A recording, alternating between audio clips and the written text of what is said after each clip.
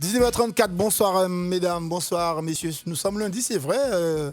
On a l'équipe, une partie de l'équipe pour nos foot, mais c'est pas pour nos foot. C'est le débrief avec bien sûr la Coupe du Monde féminine et puis bien sûr on va parler de la Gold Cup.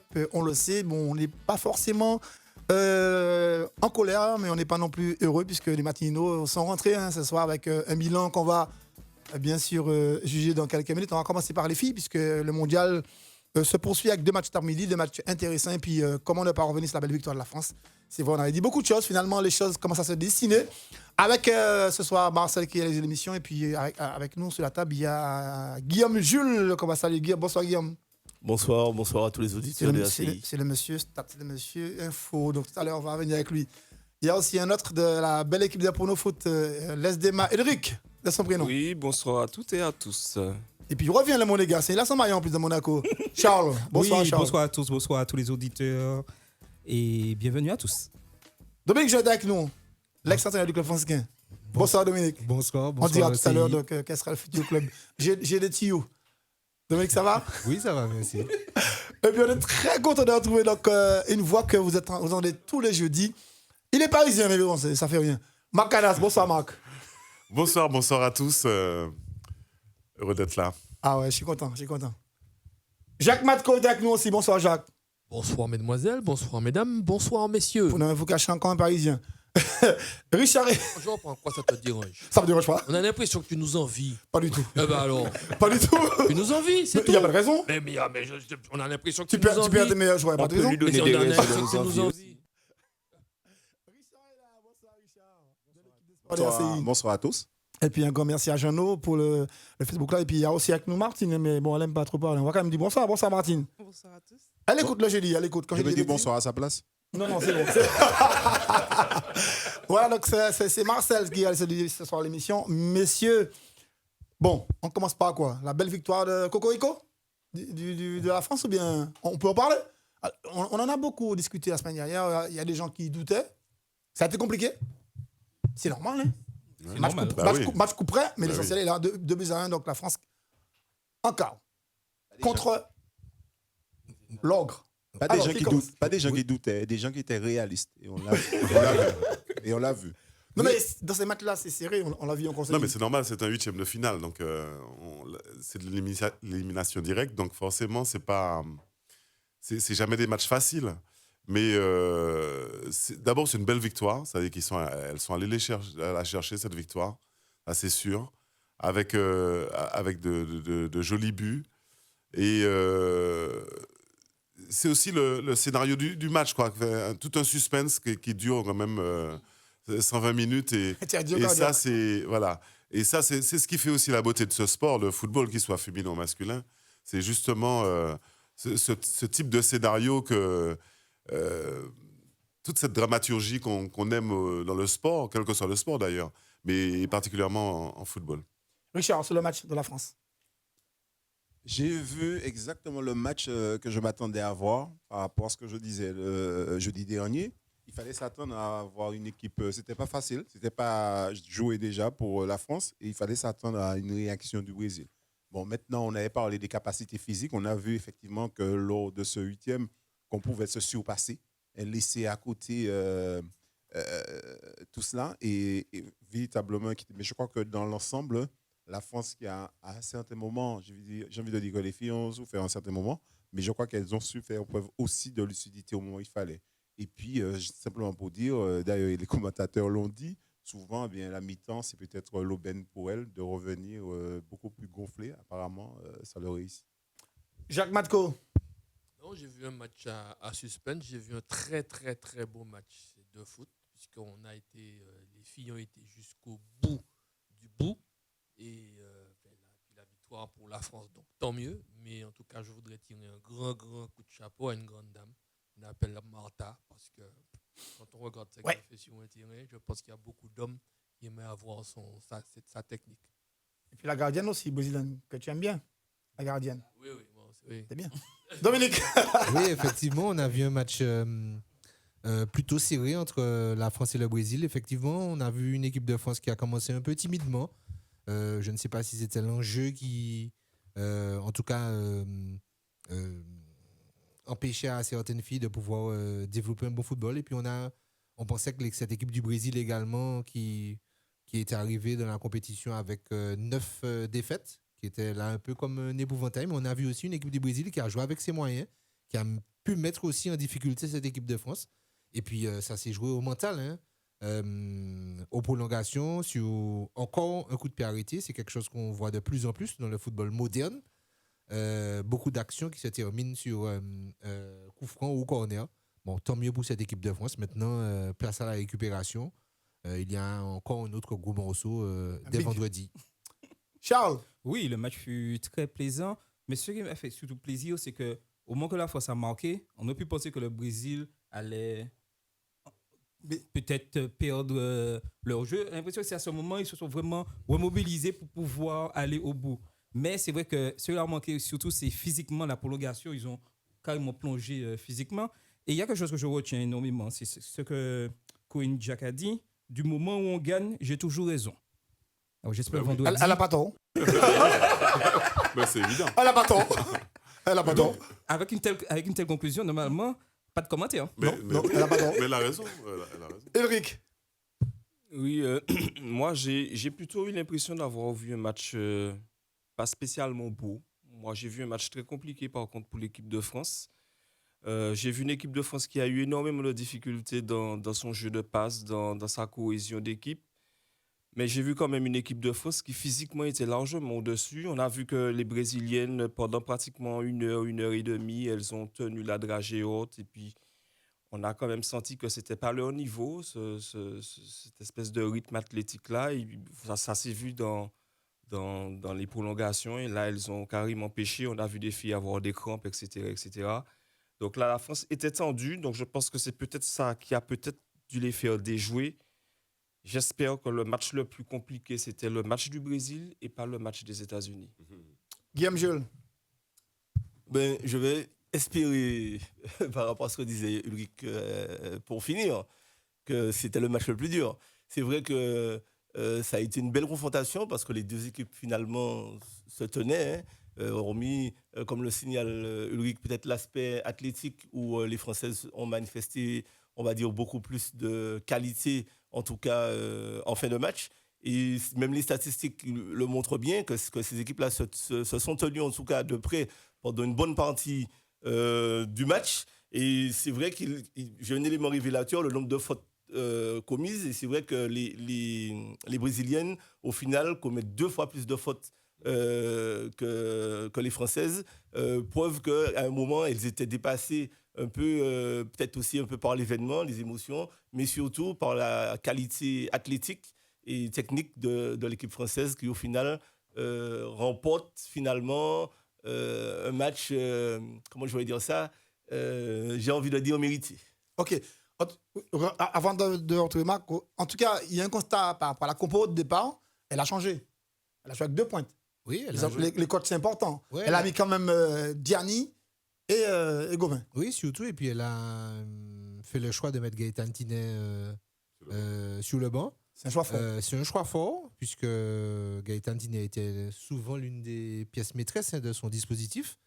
Mais sur le coup, ça a fonctionné. Mais on a vu quand même qu'il y avait cette difficulté à trouver le lien entre milieu de terrain et attaque. Maintenant, est-ce que Gaëtan Tinet va retrouver sa place pour l'écart? C'est une autre question. Il y a aussi Eugénie Le Sommer qui, par l'intermédiaire de la presse, un peu dedans. Oui, mais qui réclame de pouvoir jouer aussi dans ce poste de meneur de jeu. Elle dit qu'elle préférerait jouer. Oui. Donc bon, maintenant, le coach a toujours raison. Surtout quand elle gagne. Surtout quand il gagne. Marc. Non, mais toujours dans cette discussion sur Corinne Diacre, moi je pense que la force de la France, c'est d'avoir une sélectionneuse, pas forcément autoritaire, mais qui a une certaine... elle se donne une légitimité de sélectionneuse. C'est-à-dire que souvent quand elle parle, vous avez vu, il y a peu d'ouverture à la discussion. Pourquoi ? Parce qu'elle est tranchante, elle dit, alors peut-être qu'elle va se tromper et puis elle va pouvoir l'expliquer après, elle va assumer, mais là, elle parle, parce que, je ne sais pas, on a tous pensé ça. Quand on a vu la débauche d'énergie, on s'est dit, tiens, c'est bizarre, elle ne fait pas de changement. Alors que et en fait, elle a joué le coup. Mais je pense qu'elle a compris qu'il fallait jouer la fraîcheur uniquement sur la dernière demi-heure. Et c'est ce qu'elle a fait. Et c'est peut-être ce qui donne le match, en fait, quand on regarde bien. Donc, je me dis que c'est sa détermination. Elle est assez... Enfin, je sais pas, vous l'avez déjà vu sourire, vous Enfin, pas trop, quoi. Enfin, je veux dire, elle est sur l'objectif, là, elle lâche rien. Ouais, mais bon. Non, c'est juste ce que je voulais dire, c'est par D'accord. rapport à... Je pense que cette sélectionneuse, c'est un atout. On va saluer Mehdi Joubert. Mehdi, bonsoir. Il est arrivé en retard. Pinsomme. Bonsoir. Ah, Mehdi. Oui, ça va, merci vous. Ça va, tranquillement, on est là. En tout cas, j'ai retenu plusieurs choses. Alors, on parle du but d'Henri, ok, mais le sauvetage d'Mbok, est-ce que c'est par là que ça se joue? non, mais c'est là que ça se joue. Est-ce que c'est par là que ça se Non, joue? mais ce que tu dis là est tellement déterminant. Ouh là c'est là. que quand on regarde sauvetage à la 105e, but à la 107e. Ouais, Donc ça veut dire que à 3 fois rien du tout, une équipe est passée Bien sûr. d'un état à l'autre. Ça veut dire, si le Brésil marque le deuxième but, c'est... Non, Le Brésil gagne? Je pense que c'est Non, terminé. non. Enfin, je pense Non. que sur la Non. détermination Non. qu'elles ont les Brésiliennes, je pense Non, que je le pense match au est moins, terminé. non.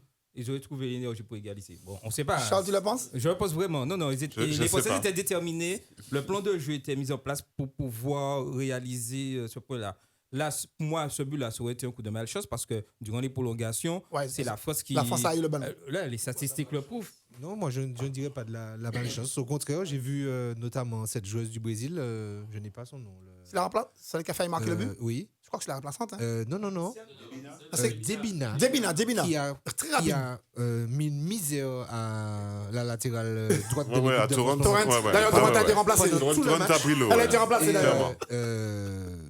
pour moi, ce serait un hold-up, certes, mais pas de la malchance parce qu'elles ont joué avec leurs moyens, comme je disais tout à l'heure. Mais c'est vrai que à ce moment du match, je ne sais pas si la France Personne ne le sait en fait. serait revenue. Bon, personne ne sait. Mais ne ça aurait jamais. été compliqué. Moi, je pense que oui.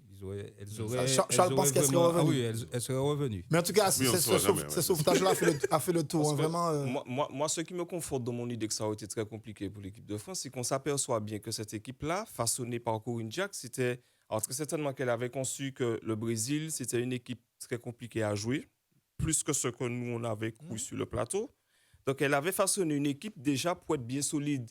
Là, si le Brésil, à ce moment-là, marque son deuxième but, elle est obligée de changer carrément sa façon de jouer. Je ne suis pas sûr qu'elle avait sur le terrain, là, à ce moment-là, les joueuses pour inverser le logiciel. Elles étaient sur le banc peut-être. Elles étaient peut-être sur le banc. Avec le bémol quand même, je trouve que la détermination... Vous avez vu les visages, enfin, l'expression des joueuses françaises, en tout cas, les brésiliennes aussi, mais les brésiliennes aussi également, je suis d'accord, Jacques. Mais il y avait quand même une détermination assez forte, en fait, ça se voyait, je ne sais pas, il y a eu beaucoup de gros plans sur le sommaire. Là, elle avait envie de gagner. Ouais, la rage. Elle avait envie de gagner. Donc, je pense que ça corrige un peu ce qu'on pense. Peut-être qu'elle s'en serait relevée, pourquoi pas. Ouais. Mais comme on a dit tout à l'heure, on ne le saura On sait jamais. pas. J'ai envie d'écouter les coachs parce que là, en fait, elle a changé. On dit souvent qu'elle fait comme Deschamps. Deschamps ne change jamais. Et là, elle a changé, elle a mis les 2 pointes. Oui, mais J'ai envie d'écouter Dominique et puis après, donc, on va elle écouter a mis les Guillaume. 2 points parce qu'elle a aussi voulu jouer sur la profondeur et on a vu que cette équipe de France a joué long, notamment en début de match sur Diani, Gianni. Gianni. Ah, elle est qui a époustouflante. aussi fait un match Époustouflante. C'est normal, c'est le exceptionnel. PSG. Encore. Non, mais je t'attendais depuis tout à l'heure. Un match exceptionnel dans la profondeur notamment. Et en se disant, parce que c'était aussi, entre guillemets, le point faible de cette équipe du Brésil, avec des joueuses au niveau défensif qui avaient du mal à On recevoir disait que des la ballons défense était dans le dos. moins bonne que l'attaque. On a manqué de réussite avec cette équipe de France, mais... Je retiens que Dominique a dit semblant de jeu. on a manqué. Hein. Oui, l'équipe de France, oui. D'accord. On a manqué de réussite. Mais c'est vrai que sur son plan de jeu semblait clair en début de match. Guillaume Jules, l'autre coach. Oui, non, mais c'est vrai que le choix de... Déjà, pourquoi ce choix-là pointe. Pourquoi ce choix-là Ben, très certainement, on a parlé de fraîcheur physique aussi tout à l'heure. Ben, ça peut être une option. Jouer avec 2 pointes au lieu d'une pointe, avoir des courses avoir plus de courses en profondeur, être en capacité de multiplier justement les courses. Parce que quand on a une seule pointe, le soutien vient de plus loin.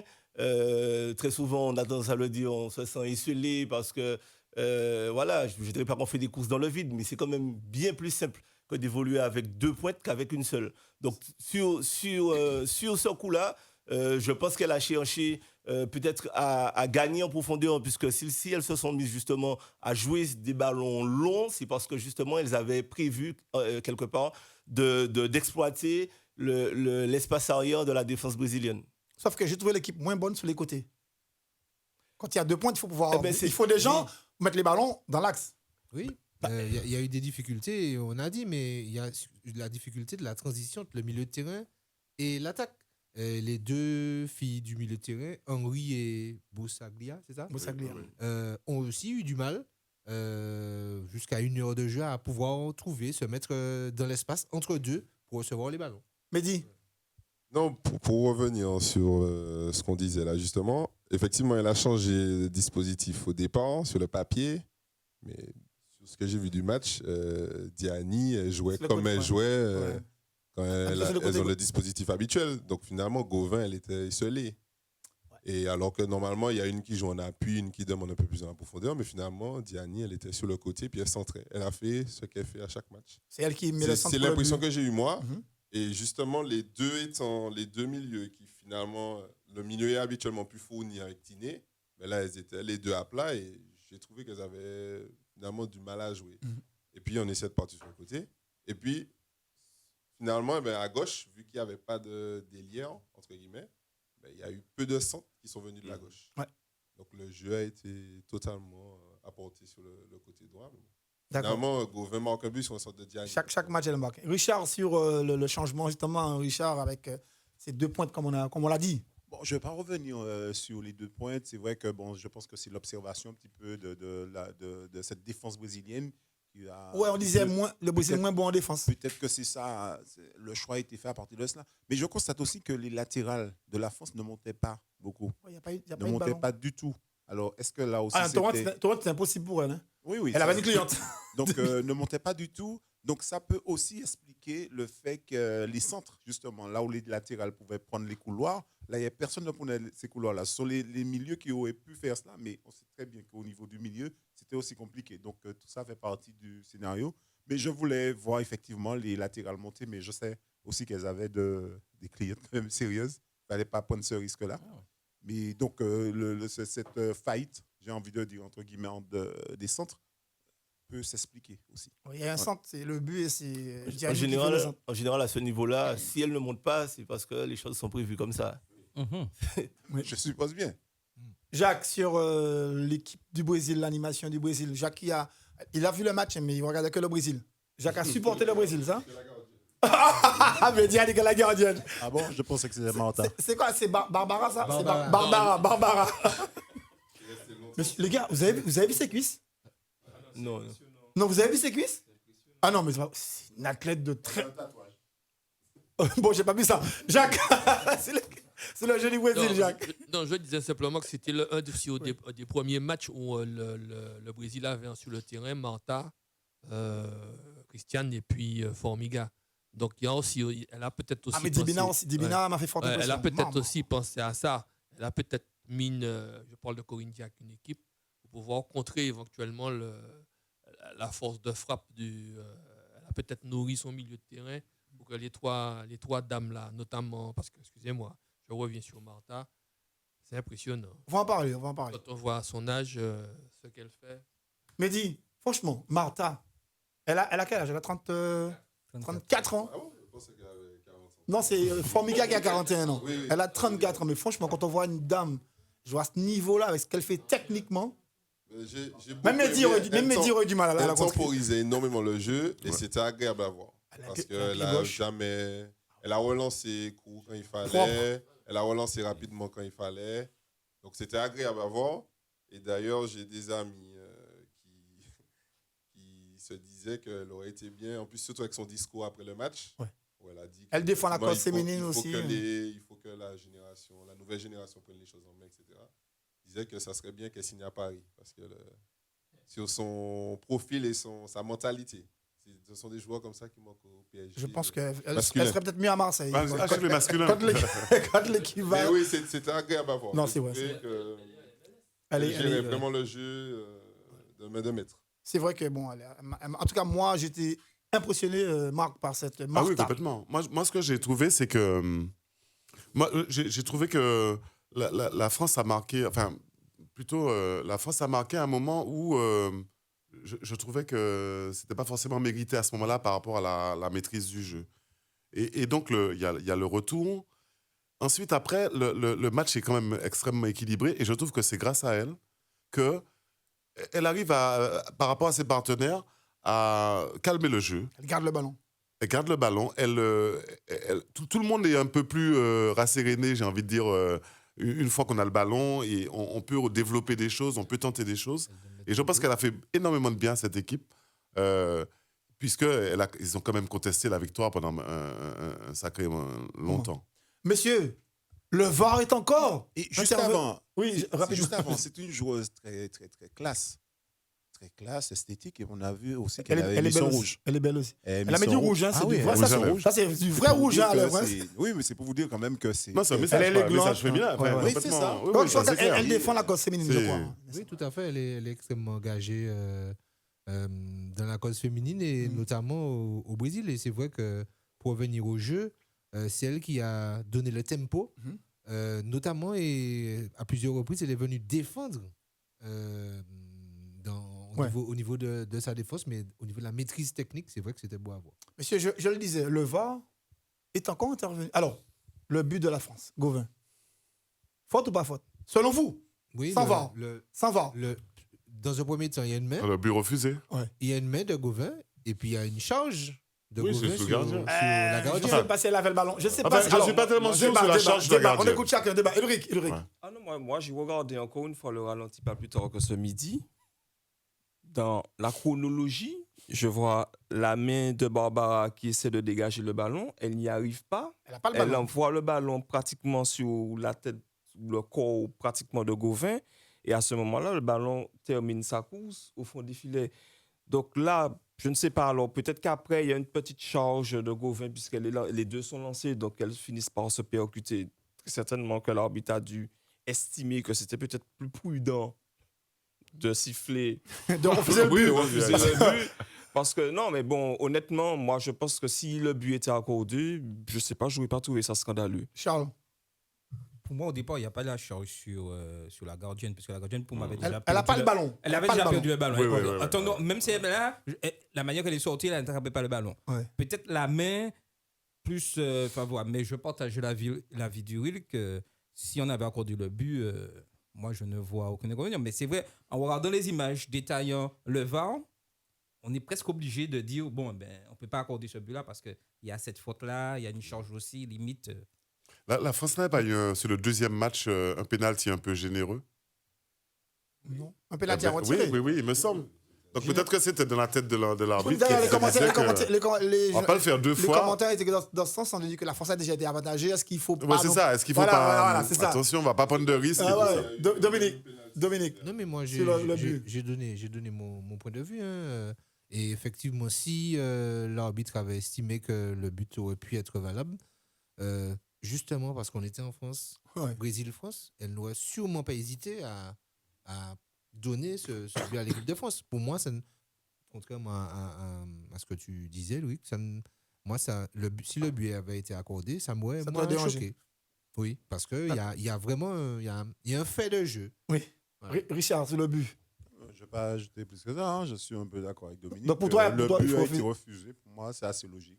Pour avoir revu le ralenti, je pense que même si elle a perdu la balle, elle essaye. Mais la distance qui les sépare était tellement proche. La distance qui les sépare était tellement proche que la charge est arrivée avant même que, à la limite, elle touchait le ballon de l'épaule en même temps que la gardienne. Donc, c'était quand même délicat d'accorder ce but-là.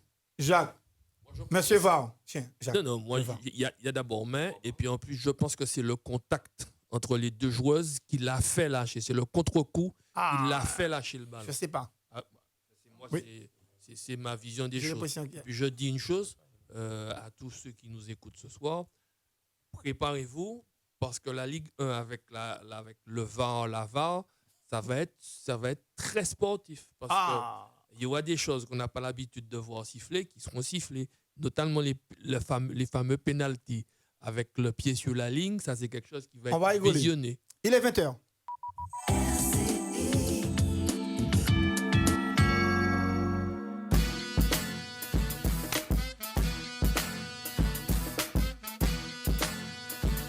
« 20h et quelques secondes. On revient, on n'a pas écouté Mehdi sur le but de la France. Mehdi dira que bon, le but est fort justement au visé. Qu'est-ce qu'il dira, Mehdi? Mehdi. À vitesse réelle, je ne sais On pas si voit je rien. siffle. On voit rien. Je ne pense pas que je siffle si je suis arbitre. Il n'était pas du tout un joueur de contact. En plus, c'est Mehdi. Mais une fois que la VAR est sollicitée, en fait, on est obligé de siffler. Et je me posais la question, si elle boxe le ballon au lieu d'essayer de le capter, Gauvin est quand même lancé, donc il y a contact, je pense que l'arbitre revient à la faute. Donc là, il a sifflé une main, enfin elle a sifflé une main, je pense. Mais si elle boxe, Gauvin étant lancé, il y a contact, je pense qu'elle siffle à retardement. Guillaume Jules. Oui, je partage un peu cet avis dans le sens où il y a une charge sur le gardien. Bon, quel que soit le contexte, c'est vrai que le gardien n'avait pas, enfin d'après ce que j'ai vu, Elle n'a pas trop le ballon. N'avait pas le ballon, mais s'était déjà engagé dans une tentative de récupération de ce ballon. Et en général, on protège le gardien. On protège le gardien. Surtout quand elle est en extension déjà. Sauf si l'attaquant coupe la trajectoire sans toucher le gardien. Ouais. Qui n'a plus d'appui au sol. Ouais, donc, à partir de ce moment-là, on peut considérer que l'arbitre a eu raison de revenir sur de ne pas accorder le but. En tout cas, c'était en finale. Je ne sais pas si ça aurait été pareil. C'était une finale. J'ai l'impression que. Ouais, ben oui, ça aurait été en finale. Est-ce que ce but est. Vous imaginez, il y a France.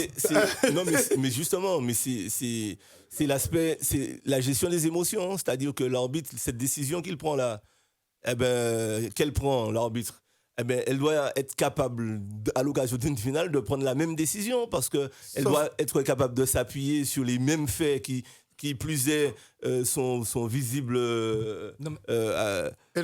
Oui, Charles, rapidement. Oui, non, mais je voulais surtout dire que n'oublions pas que là, nous sommes dans un 8e. Et que lorsqu'on avait une finale, au niveau des arbitres, toutes les erreurs, tout ça, il y a des réunions entre arbitres pour harmoniser certaines choses et régler les choses. Donc peut-être en finale, ça nous. Je ne sais pas. Vous voyez, ce but-là peut être accordé. Oui. Oui, il faut le dire. Oui, il faut le dire, puisque les arbitres sont en compte entre eux à chaque tour et on corrige ce qui ne va pas, on améliore. Et en finale, peut-être, ça n'aurait pas eu la même décision. Ulrich. Juste une petite phrase pour dire que là, aujourd'hui, on a ce débat-là parce que la France a gagné. Mais imaginez que la France avait perdu. Je suis sûr qu'on aurait cherché justement à regarder à travers ce petit litige-là. Est-ce que, voilà, il n'y aurait peut-être pas quelque chose qui aurait dû être validé? Le syndrome des poteaux carrés. Voilà, le syndrome des poteaux carrés, tu connais déjà. Alors, messieurs, non, pour revenir sérieux, vous imaginez les faits de match qu'il y a eu depuis le début de la Coupe du Monde, sans la VAR, il y a eu beaucoup de buts qui ont été accordés, beaucoup de pénaltys. Ça aurait été autre chose, sans la VAR. Je suis désolé. Je pense qu'il faut que tout le monde prenne conscience que la VAR va changer la face du football professionnel. Change déjà. Et là, quand je regarde un match de la CAN, de la Tunisie, il y a eu 3 hors-jeux sifflés de suite. Il n'y a pas encore la VAR. Ça arrive en. Il n'y a pas la VAR. Ça arrive, je crois, il y a eu 3 hors-jeux sifflés de suite dans l'espace de 5 minutes. Il n'y a pas. Aucun. Il n'y a jamais hors-jeu. L'arbitre a levé son drapeau 3 fois. C'est un peu ce qu'on peut retrouver de temps en temps aussi dans le football amateur. Et ça amène des actions de but qui sont annihilées parce que l'arbitre a levé son drapeau. Là, il y a plus d'erreurs en fait. Dès qu'il y a une situation litigieuse, qui amène un but ou qui peut amener un penalty, là, on se fie, on applique le règlement à la lettre. Pour rebondir sur ce que Mehdi disait, effectivement, ça modifie même la façon de jouer. On voit le match, pour faire une petite parenthèse, le match Angleterre-Cameroun. Le but du Cameroun est refusé pour une chaussure. Ouais, un bout de chaussure. Un bout de chaussure. Et quand Pierluigi Collina, qui est le responsable des arbitres, déclare ce soir qu'il n'y a pas de petit, moyen ou grand au jeu, il y a au jeu, que ça soit de 1 ou 10 cm. Donc, il faudra que toutes les équipes puissent s'adapter Et les matchs, peut-être, vont durer bien plus que 90 minutes. Justement, Jacques le disait, ça va Non, être mais ça. Hein. ce sera binaire. Ah ouais. C'est bon ou c'est pas bon. Il n'y aura pas de c'est peut-être bon ou c'est éventuellement bon. C'est bon, c'est pas bon. C'est tout. Ok. Richard, parce qu'en fait, il y a pas que la France. Hein. On a quand même vu des matchs. Non, je pense à notre football amateur. Ah non, non, non. Non, mais c'est important. Pas possible. Il n'y a pas de VAR. Donc, Il n'y a pas de VAR. vous vous rendez compte comment c'est compliqué déjà Ah. au niveau avec le VAR. On prend des minutes et des minutes pour prendre une décision. Alors qu'ici, ça va très vite. Il faut décider. Bon, mais tout le monde. Et Richard, Rapidement, le règlement est le même pour tout le monde. Hein. Tout le monde. C'est ça. Notamment 7-3-14 sur exactement la même chose. les pénaltys. Et ici, comment pouvoir voir s'il y a un pied ou pas en avance? Alors, ici, ça peut être l'assistant, mais moi, L'assistant? si je peux donner une petite astuce aux différents coachs déjà, si effectivement On met quelqu'un derrière. on rate le penalty ou le penalty est arrêté par le gardien, On dira que on fait une réserve technique. Et puis après, on va visionner après. Ah, mais l'arbitre, Et puis on fait le match. L'arbitre est obligé de récupérer notre réserve technique. Bonjour les gars. Ah oui, ça fait Alors, on est partie parti du pour jeu. ça. Alors, 20 minutes de jeu, là, hein. j'ai envie qu'on parle, parce qu'il n'y a pas que la France. J'ai envie qu'on parle de ce choc-là. Hein. Mais juste le score, les États-Unis qui gagnent 2 J'ai buts eu à 1. la chance de voir ce match cet après-midi. Ah. Mais C'est véritablement, ça que je demandais, c'est ma vie. les Espagnols étaient décidés, elles étaient motivées. Elles ont été à un moment supérieur aux Ouais. États-Unis. Alors Elles ont qu'on été à un disait moment- les Américaines. Techniquement, elles m'ont agréablement surprise. Parce que, vu leur niveau, j'ai l'impression de voir jouer le Barça. Excusez-moi pour ceux qui sont pour le Real. J'ai l'impression d'avoir vu ouais, jouer d'accord. le Barça. Pascal, des échanges. Techniquement, je crois que ça a été un match de très, très, très bon niveau. Sinon, c'est peut-être le meilleur match que j'ai vu jusqu'à maintenant. Messieurs, réaction. États-Unis, Espagne. Une- 2 buts à 1, 2 pénaltys pour les États-Unis. Oui, du penalty, mais une équipe d'Espagne qui a modifié son style de jeu pour cette rencontre. J'ai vu pendant 90 minutes des joueurs espagnols extrêmement agressifs. Et les États-Unis sont arrivés avec une certaine suffisance, selon moi. Dès la conférence de presse, il avait été dit, de toute façon, nous avons 2 équipes. La première est la meilleure du monde. La première et la seconde meilleure équipe du monde. Alors elles sont 24. Hein. Que bon, l'Espagne, c'était juste C'est ça. une formalité. C'est ça. Mais on a vu que, selon moi encore, elles ont été extrêmement en difficulté, ces filles des États-Unis. Ça me rassure quelque peu en me disant qu'avec ce type de match, l'équipe de France A des chances. pourrait avoir sa chance. Marc, c'est ce match-là. États-Unis, J'ai pas vu Espagne. le match, clairement. Par contre, j'ai vu Le les score, États-Unis, le style de jeu des États-Unis que j'ai plus regardé, parce que je pense sincèrement que c'est l'équipe candidate Oui. à la finale, donc je l'ai un petit peu plus regardé. Donc, malheureusement, je n'ai pas vu le match contre l'Espagne, donc je ne peux pas en dire grand-chose. Voilà, je préfère laisser la place à quelqu'un Charles. d'autre sur ce match. T'as vu le match? Oui, j'ai vu le match. Beau match? Très beau match, mais je pense que les États-Unis ne s'attendaient pas à avoir une telle opposition, comme Dominique le disait. Et je suis surpris. Mais le discours a changé. Parce qu'à la fin du match, l'entraîneur des États-Unis dit: ah oui, je savais déjà que l'Espagne aurait joué sur le jeu, j'ai vu l'Espagne. Mais on sent qu'elle ne s'attendait pas vraiment à avoir une telle résistance. Opposition, oui. Et dans leur tête, c'était déjà vendredi, quart La de France. finale, la France, Espagne, formalité. Et je pense que malheureusement, pour nous, les Français, ce match va remettre les choses en ordre. Ah ouais, les États-Unis ouais, vont les dire Ils vont on va revenir pas en mode partir, commando. on va pas aller la faire au fusil Ils vont comme revenir ça. en mode commando. Ah oui. Oui. Je pense surtout que ce sont les joueuses américaines qui sont rentrées sur le terrain. Un petit peu la fleur au fusil, un peu décontractée. Parce que bon, pour eux, l'Espagne, c'était une petite équipe. Elles ont dit: on va faire un petit match d'entraînement, C'est ça. un petit sparring partner, et puis on va faire 90 minutes. Et puis c'est bon. Et puis en face, on avait des petits pitbulls qui avaient faim. Ils n'avaient pas mangé depuis une semaine. Et puis qui se sont dit: on va se payer une bonne côte de bœuf.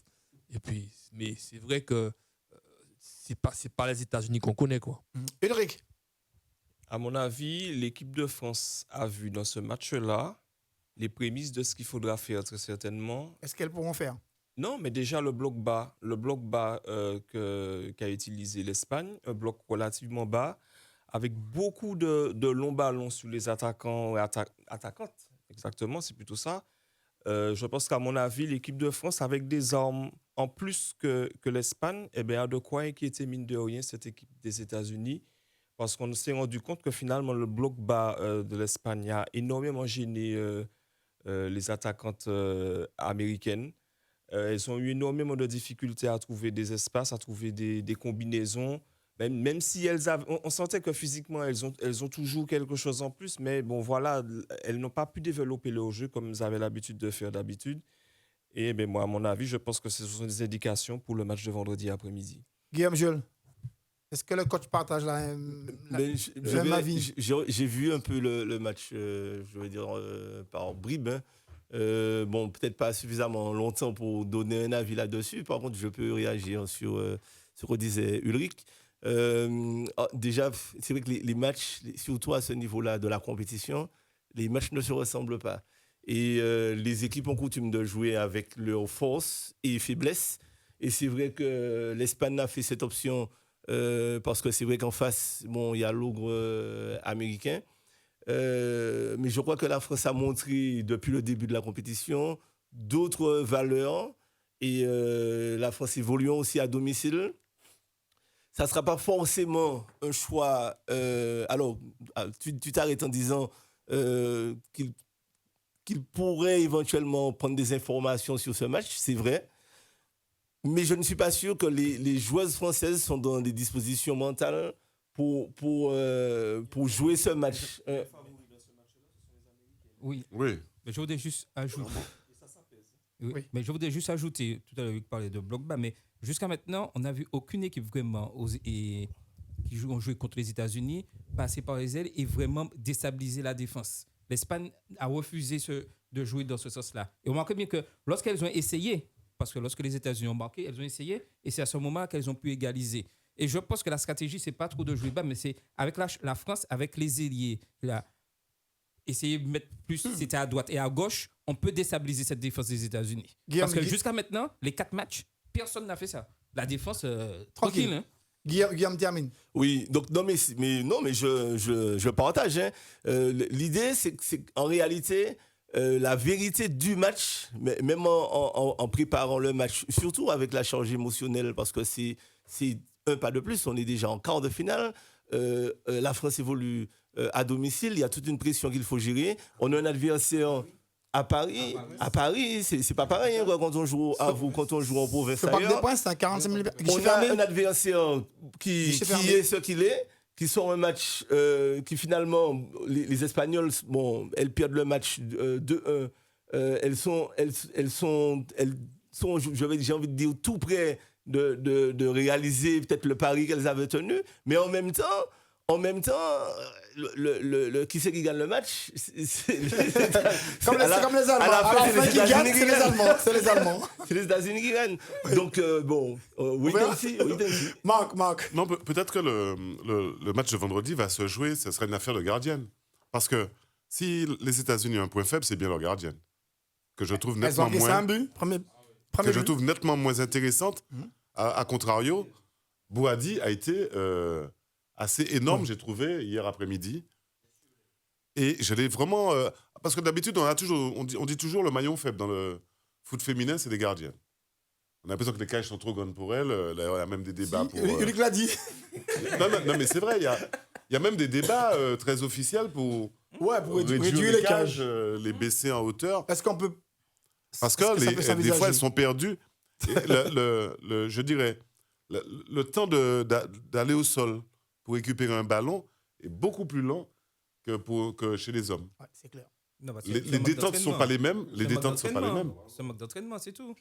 Je ne sais pas. Non, parce que le problème qu'il y a, c'est la politique au niveau football féminin. C'est on place la gardienne, c'est-à-dire quand tu ne sais pas bien jouer, on te met au poste de gardien. Il n'y a pas encore de développement. Ça s'est passé chez les garçons aussi. Quand on commence les petits, c'est comme ça. Tous ceux qui ont fait des couloirs, c'est le petit gros qui était dans le but. Non, en tout cas, avant il y en a qui sont devenus de grands gardiens par la suite. C'est vrai. Avant de se pencher vraiment sur le match, puisque ça, on va en parler quand même, il y a eu un Suède-Canada.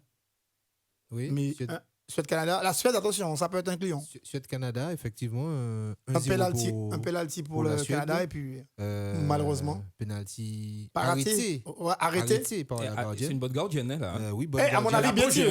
Mais il faut aussi... il y aura d'autres matchs demain. Attention à l'Angleterre qui est déjà qualifiée, mais aussi aux Pays-Bas, champion d'Europe en titre. Un titre. Et c'est vrai que quand tu regardes dans les probables quarts de finalistes, il y a beaucoup d'équipes européennes. Donc, en tout cas, ça montre l'évolution du football féminin sur toute l'Europe. Il reste qu'à l'Europe, là. Quasiment. Oui, il reste qu'à l'Europe. Les matchs de demain. Ouais, parce qu'il n'y a plus le Brésil. Le Japon aussi. Et à part les États-Unis. Le Japon n'est pas encore qualifié, mais on peut imaginer. Mais il n'y a pas beaucoup de chance. Il n'y a pas beaucoup de chance. OK. En tout cas, ça nous promet de jolis matchs. Mais on va maintenant entrer dans... Il nous reste quoi 3 minutes pour parler de ce match. On l'attendait, ça y est, c'est là, France-États-Unis. Parc des Princes, guichet fermé, je crois. Ouais. Donc 45 000 personnes. Hier, il y avait 12 millions de téléspectateurs. Non, mais c'est 12 millions. Il y avait 11,9 millions de téléspectateurs. Tous les matchs de cette Coupe du Monde sont à guichet fermé. Au Havre, c'était 28 000 personnes. Au Havre, il y avait à peu près 28 000 personnes. 25, ouais, entre 25 et 28. Le commentateur disait que s'il y avait encore 10 000 places, qu'elles auraient été vendues. Non, mais elle voulait même pas. Certaines choses, on dit que le stade Océane, c'est ça? Était trop petit pour un tel événement. 28 000. Oui, mais elles ont dit que c'était trop petit, que la fédération a dû prévoir. Elle joue devant 2 000 personnes en temps normal, 2 000, 1 500 personnes. Non, mais c'est une Lyonnaise qui a dit ça. Mehdi, j'aimerais demander à Mehdi, ce match-là, France-États-Unis, est-ce qu'il peut y avoir une clé? Est-ce qu'il y a une solution? Comment faire? Elles vont automatiquement s'inspirer de ce qu'elles ont vu aujourd'hui. Je pense. Est-ce que c'est une bonne chose de faire ça? Je partage l'avis de... Rappelle-moi ton prénom. Charles. Ce match-là me paraît être une petite sonnette d'alarme pour les États-Unis. Ça remet un peu... je pense que ça va les faire un peu redescendre sur terre. Et elles vont aborder le match différemment. C'est sûr et certain. Donc, il faudra que la France se serve de ce qui s'est passé. Et puis, mais il faudra que la France joue avec ses armes surtout. Il ne faut pas non plus déjouer, je pense, sur un match. On peut mettre un plan de jeu en place, mais il faut rester sur ses valeurs et sur ce qu'on a l'habitude de faire. Richard. Ce sera serré. Je pense que ce sera serré. Oui, Richard. Elle va changer ou quoi? En partie, mais au niveau de la composition de l'équipe. C'est vrai qu'il y a une joueuse qui marque à chaque fois, mais je ne sais pas si elle pèse autant. Je ne pensais pas l'avoir hier. Gauvin. Alors, Richard n'aime pas Gauvin. Richard n'aime pas. Non, pas que je l'aime pas. Richard préfère Gianni. Non. Ah oui, Gianni, il n'y a pas de Gianni. Richard préfère Gianni. Elle n'est pas titulaire à Montpellier. Donc, non, je ne dis pas qu'elle n'est pas bonne. C'est pas que je l'aime pas, c'est pas ce que je veux dire. Je dis que son style de jeu, j'ai l'impression que ça ralentit des fois, mais il suffit qu'elle ait une occasion, elle marque. À chaque fois qu'elle joue, elle marque. Voilà, donc on va dire qu'elle est bonne, qu'elle est à sa place. Maintenant, changer l'équipe, c'est peut-être pas changer. On peut changer peut-être. Est-ce qu'on doit changer ses principes ou pas? Est-ce qu'on doit changer de système de jeu? Il y aura forcément du changement. Le changement, ce sera l'observation, mais il ne faut pas s'attendre à ce que les États-Unis, comme disait Mehdi, reviennent dans les mêmes dispositions. Elles le savent. Maintenant, sont-elles fatiguées? Est-ce qu'elles ne vont pas douter? Il y a beaucoup de questions. Donc maintenant, c'est la récupération, mais aussi c'est l'état mental qui devrait être bon. Si l'état mental est bon du côté de la France, ça pourrait passer. Mais autrement dit, la France aura affaire à une équipe qu'on ne présente plus. En fait. En tout cas, pour l'instant, par rapport à l'équipe de France, Wendy Wanda, on le sait, c'est une valeur sûre. Mais il y a 2 filles, pour moi, Mbok et Diani, qui font très, très forte impression. Cascarino ne joue pas tellement, mais ces deux-là, Mbok et Diani, c'est du très, très bon niveau. Est-ce que le match que les États-Unis viennent de faire là, c'est pas aussi un danger pour l'équipe de France? Oui, ça va les réveiller. Elles risquent de ne pas rentrer avec la même décontraction sur le terrain. Elles vont rentrer avec les dents qui ne traînent pas en terre. Hein. Ouais, peut-être. Parce que là, elles se sont senties un peu ridicules, à mon avis. Ah oui. Et, sauf si elles l'ont fait exprès, mais enfin bon. J'en doute. Alors justement, non, mais la France, c'est un 12e homme. Enfin, je pense que par rapport aux autres équipes du tournoi, il y a un 12e homme. Ah ouais, et c'est pas rien. Et je pense que c'est même un élément extrêmement important.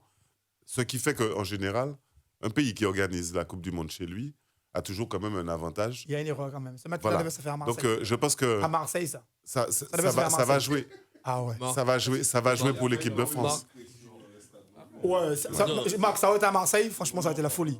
Marc, États-Unis, France. Je me ça demande y est. combien d'Américains il y aura au stade de foot. Ah, ils sont nombreux. Ah ben là. ils sont nombreux, Ils sont nombreux, ils sont là. très nombreux. Moi je les ai vus très nombreux. Ils sont dans les rues, là-bas.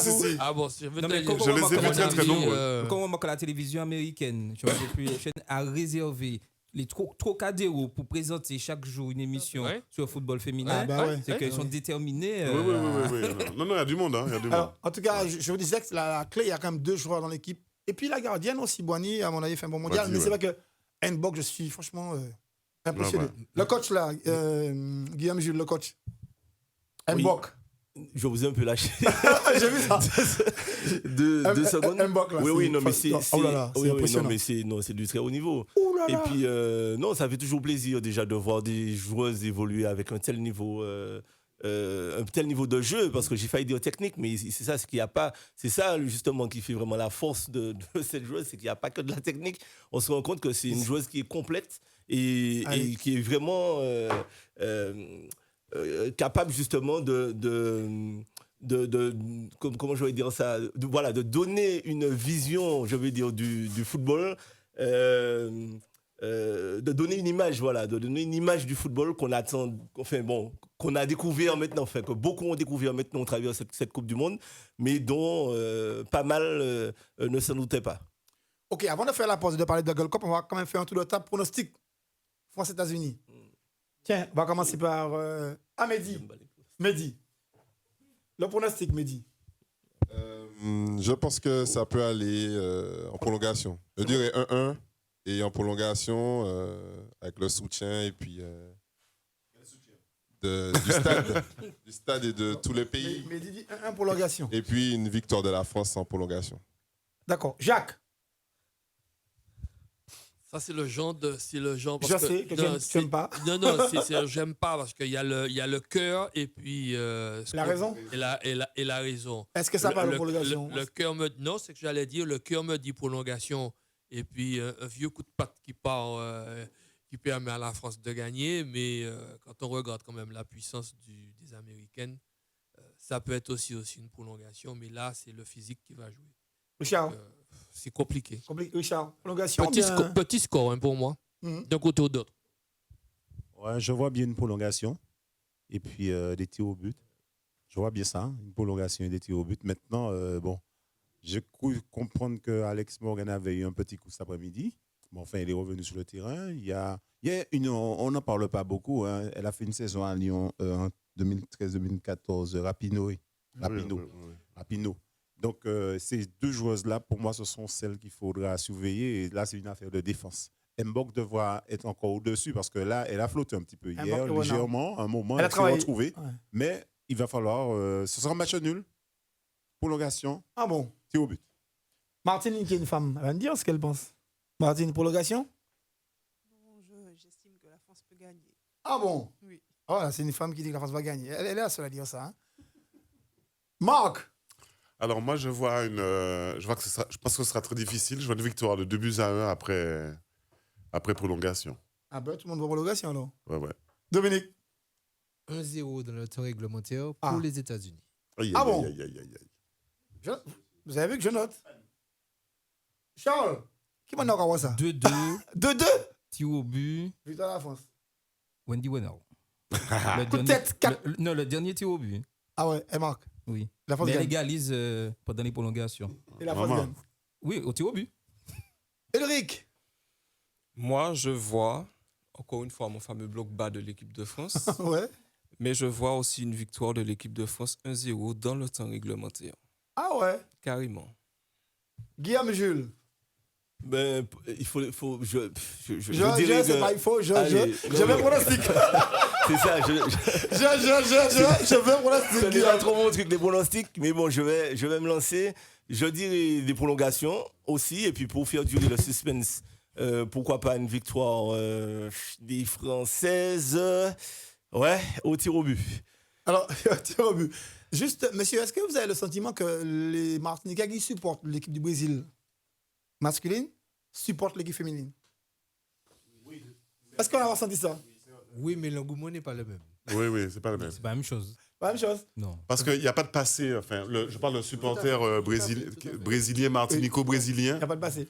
Lui, il a un passé. Il a appelé Gersino, Rivellino, Ouais. Gerson, Taki, Testaro. Gerson. Et là, il y a un manque de... Voilà. Ouais, manque d'Européens. Voilà. Richard. Je vous avoue que France-Brésil, ce sont des matchs qui me gênent très souvent. Même dans une finale, à la limite, arriver en finale, d'accord, mais France-Brésil. Parce que tu es pour les deux équipes. Ouais, j'ai le cœur, c'est pas en deux là, et c'est quand même bizarre. Il est 20h24, on fait la pause.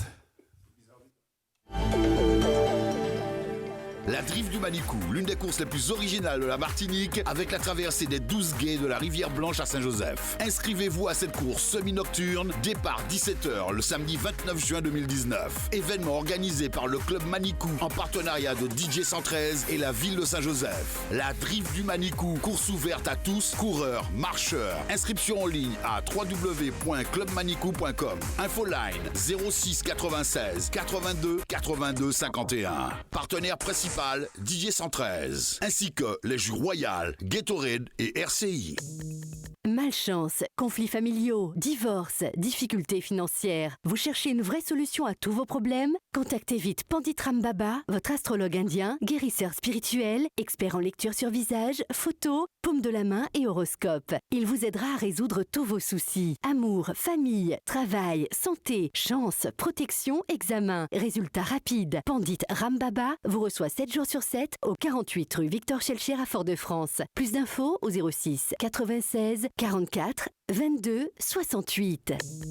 Malchance, conflits familiaux, divorce, difficultés financières. Vous souhaitez une aide immédiate? Contactez Vishnu Ram, le puissant spiritualiste venu de l'Inde. Il vous aide à résoudre tous vos problèmes. Amour, famille, travail, santé, chance, argent et bien plus encore. Confidentialité et résultats garantis. Vishnu Ram vous reçoit à la rue Papin-Dupont à Fort-de-France, 7 jours sur 7, de 7h30 à 20h. Téléphone 06 96 08 64 26 et 06 96 41 70 31. «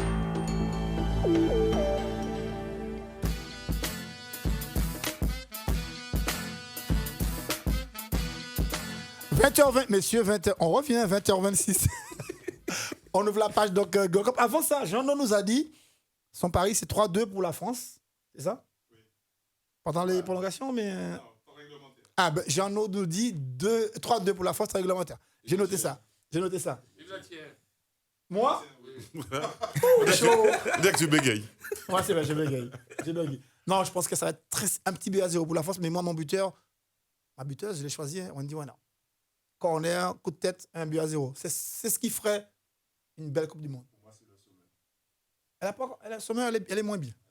Voilà, 20h27, messieurs, madame, Gold Cup, on va ouvrir notre page. Alors, ils sont arrivés ce midi, fatigués, ils devraient être là avec nous, mais bon, je crois qu'ils ont hier soir, ils sont allés se coucher à 1h du matin pour repartir à 4h. C'était compliqué pour la délégation. Tout le monde est épuisé, en tout cas. Je regarde encore le coup franc de Parsemin, ça fait le tour des réseaux et franchement, magnifique. Je me suis planté. Moi, je pensais que je me suis dit, Mexique, là, on va prendre 4-5. Je n'ai pas la. Et puis là, finalement, ça fait 3-2 à la fin. Alors, on a perdu quand même, on a éliminé. Mais bon, j'aime pas trop ça. On sort par la grande porte, j'aime pas trop ça. Mais je pense que sur le bilan, de manière générale, j'ai envie de dire qu'on a raté le match du Canada. Oui, c'est clair. C'est là qu'on a perdu ça. Alors, franchement, ce match du Canada, excusez-moi, je prends la parole en premier, mais j'enrage encore, quoi. C'est-à-dire que c'est un match qui, facilement... On peut mener. Mais non, mais on peut se gagner ce match au moins 4-2, enfin, je ne sais pas, quelque chose comme ça. Il fallait mener. Et il y a eu toutes les occasions, il y a eu pléthore d'occasions pour mener largement ce match-là. Et c'est ce match-là que la Martinique a perdu. Peut-être aussi le fait de faire l'ouverture, je ne sais pas, je me dis que faire l'ouverture, c'est quand même une compétition extrêmement importante, avec beaucoup de public. Est-ce que le faire l'ouverture n'a pas un peu plombé l'équipe? Je vais nous dire. L'ouverture, je pense que non, parce qu'ils avaient fait l'ouverture en 2013 contre le Canada, ils ont gagné. On a gagné. Et puis il n'y a pas encore de public, justement. Sur le premier match, il n'y a peut-être pas le public qu'il y avait il n'y a pas une pour le Mexique. pression, on va dire, populaire forte. Après, moi, je pense qu'ils ont raté, ils sont passés à côté du match parce qu'il y a eu des problèmes de participation de joueurs dont le staff a dû régler, on va dire. Jobello surtout. Jobello, Nedra, Crétinoir, blessé. c'est pas des moindres, parce que Jobello, c'était Titulaire. vraiment le dépositaire du jeu offensif martiniquais. Et puis, bon, Crétinois, on sait Derrière, tout ce qu'il a déjà donné dans l'axe de la défense. Donc, pour changer comme ça, là, 2 joueurs évoluer avec une défense quasi expérimentale sur un premier match de ce niveau-là, et là, c'est peut-être que à ce moment-là, cette notion de match d'ouverture tient son sens, parce qu'il n'était pas suffisamment prêt pour ouvrir justement cette compétition-là. Mais il y a eu une équipe en face du Canada aussi qui a franchement évolué à un niveau, peut-être que rarement elle-même, le Canada, évolue à ce niveau-là. Parce que après, bon, on ne peut pas comparer non plus les choses comme ça, dire que bon, le niveau du Mexique était loin de ce qu'a proposé le Canada sur le premier match. Et peut-être que les statistiques aussi peuvent le prouver. Mais le Canada, ils ont vraiment, en tout cas sur le plan offensif, parce qu'on les a trouvés peut-être légers défensivement, ce qui a peut-être aussi nous a fait penser qu'on avait pas mal d'occasions de scorer. Mais sur l'animation offensive du Canada, malheureusement c'est le seul match que je n'ai pas enregistré. Je pense que c'est une animation à montrer dans les écoles de football, parce qu'on a vu de tout ce qu'on peut faire en termes de jeu offensif au football. Dominique? Non, oui, un bilan mitigé. C'est vrai que cette défaite face au Canada plombe un petit peu l'ampleur du score aussi. La campagne des Martininos. Certes, des occasions sur la première rencontre. Et puis, il faut dire aussi que la stratégie du Canada était claire. Hein. La stratégie du Canada était de battre la Martinique au premier match et de battre Cuba au dernier. C'est ce qu'ils ont fait. Et sur le match du Mexique, le Canada a laissé 6 titulaires, joueurs qui ont l'habitude d'être dans le groupe, sur le banc. Alors, certes, ils perdent 3-1, mais c'était en tout cas dans leur stratégie. Maintenant, pour revenir sur le match du Mexique, oui, sentiment aussi partagé.